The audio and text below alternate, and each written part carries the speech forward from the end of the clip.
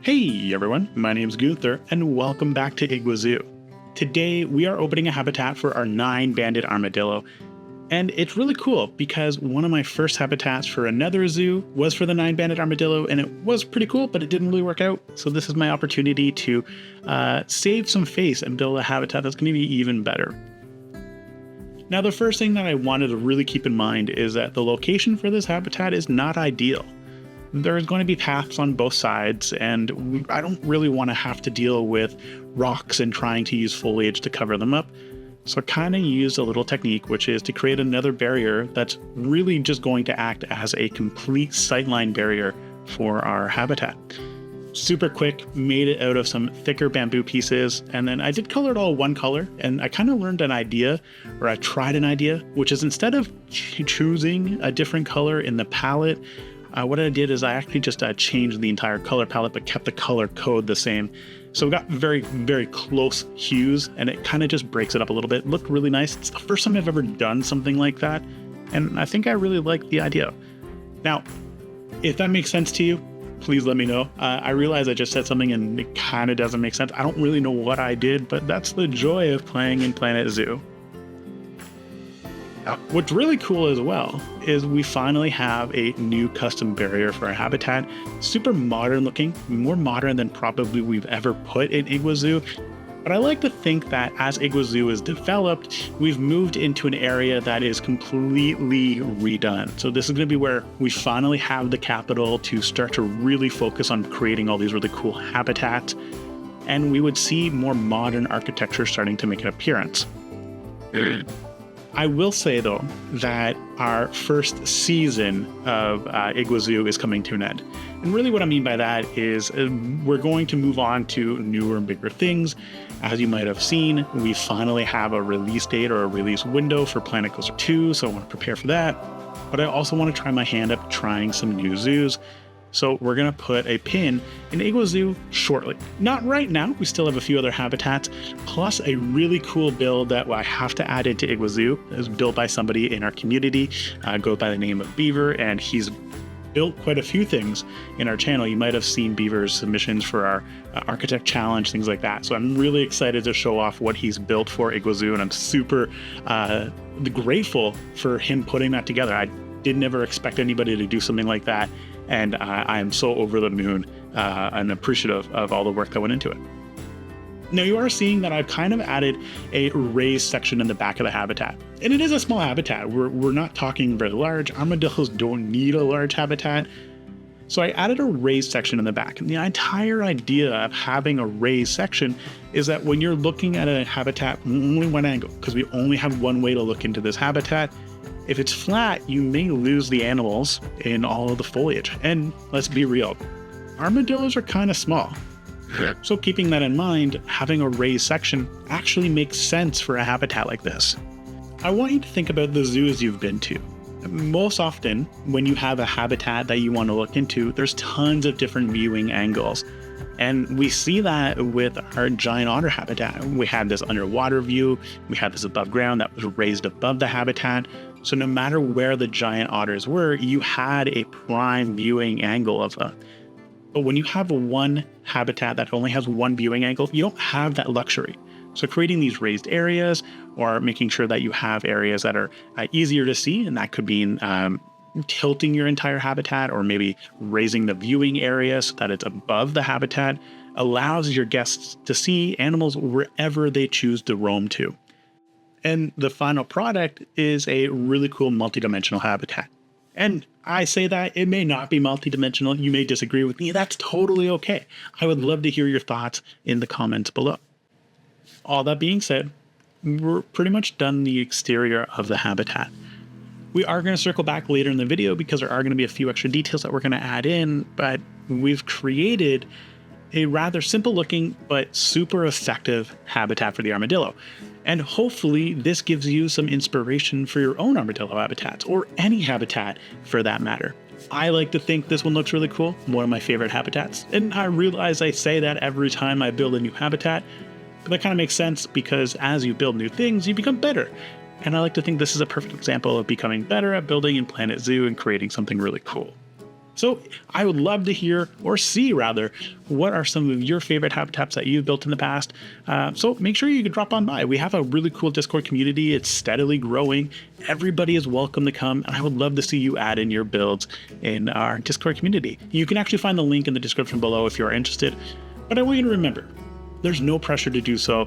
Only join if you want to. Otherwise, let me know what your favorite habitat build is for your builds, and I would love to see that again in the comments below. Now, with the exterior of our habitat pretty much done, and really there's no interior for the habitat, it's time for us to work on something a little different. It's been some time, actually, since I've shown anybody some backstage areas. And I love building backstage areas because it's really fun to do so. But I wanted to change it up for this particular build. Oftentimes, I'll use the pre-made wall pieces to create my habitat, building and support structures, and they work totally fine, they're okay, but this one really wanted to try something a little different. Now you are seeing me placing pieces like one at a time sometimes. For some reason, I'm not building on the right grid. So I'm not on the global grid, and every time I try to place it on its own grid with multiple items, I get a kind of a really weird setup. So it was a slow build to say the least, and I did have to jerry-rig a few things. You're gonna notice this, but in the end, I'm actually really happy with this building. It's much more modern than what we're used to in Igua Zoo, which again fits the theme of having a zoo that has more capital to spend on support structures and habitats. And honestly, it just looks really cool. And at the end of the day, do you need more than building something that looks really cool? So pretty much the rest of this episode is going to be the interior of this build and putting this all together. Now, weirdly enough, I didn't come up with all of these ideas. I think the one really cool thing about the Planet Zoo community is how you can learn from everybody and all of their different designs. Pretty sure I've seen somebody build a habitat building like this before, and then adding these small little pieces. It's kind of a nice way to add some additional depth to your build. I have never thought of doing that before, and I don't know why. I've built in Planet Zoo so long, but adding these little structural beams, one, helps to hide all of the creases, and two, just adds more depth. You can't go wrong with something like that. And on top of that, one of my favorite pieces in this game, outside of what is quickly becoming the Indonesian stained timber pieces, is actually this wall trim. I love utilizing wall trim, and you're gonna see me use it quite a bit in this build, especially on the interior. But I don't know. I had a lot of fun building this, and at the end of the day, as long as you're having fun, that's all that matters. A lot of it is custom, and you don't need to ever go custom on your builds. You can definitely use the wall pieces and whatnot, and everything will work out really well. And I think this is actually a prime example of building something that's custom. When I was building this door, I realized it's glass. Don't get me wrong, I've been using this door on like every habitat, but I realized something. I don't want our guests to see through this door. I feel like that's a huge health and safety violation, maybe. When you have a door set up like this, you don't really want the guests to see in. Who knows what they're going to be able to see or spy? So I kind of just take some more Indonesian stained timber, which, surprise, it's pretty much the only wood piece I use in this entire build. Stained it black, and then just added a few in there. And it worked out really well. Now, on top of that, we do have to populate our interior. So I'm taking some blueprint items that I've made previously, adding them all in, such as these cupboards. Made these on our, I want to say our Capuchin Monkey build, actually. So lots of really cool pieces that we're just adding in to fill up the space. It is actually also a really small space, which works out perfectly. One of the daunting things when you're building an interior area, especially something that's not going to be usable in any way, is how large they can be, and then you have to fill it all up, and it can look really empty. It's never a good idea. So building something smaller actually works out in my favor because it just looks fuller, and you're going to see it all kind of come together at the very end. In fact, I was actually in the community and I was sharing some photos and asking for some feedback. And one of the feedback I got was like adding a lot of paraphernalia, like dirt and stuff like that on the floor, and lights and cabling and stuff like that. And you'll be surprised how different it looks. Now, I was walking around, or I say walking around, I mean I was on Reddit, and I was on the Planet Zoo community, and I saw this photo a few months ago, and it was this really cool photo, and everybody jokes about it, because when you see a staff building, you're like, this has ruined my entire trip. But in reality, like, people who love zoos really want to see into the backstage area. So I wanted to kind of pay homage to that in this particular build. And how I did it was I created this window that would allow guests to view into the backstage area. And I realized I just said, I don't want people to view it through the door, but I do want people to view it through this window because they're going to kind of see the food prep. And when I go to a zoo, I'm always so interested to learn more about what goes into having to manage a habitat or a particular animal, especially from their dietary needs, restrictions and things like that. And you're going to kind of see me do something really cool. I'm really excited about it. Because again, like I said in the last video, kind of dabbling with custom images. And you're going to kind of see that come together. But this window gives our guests an opportunity to view into the habitat backstage area and see all of the food prep areas. Now, if I were to say to take this to the next level, I would definitely add in some type of outreach program. So it would be kind of like a meeting point for Meet the Keeper area, and that is where they would go to view it. Now, it was at this point, as I was kind of looking around and finishing up the build, I realized our rock walls looked a little bland. And bland walls are never good, let's be real.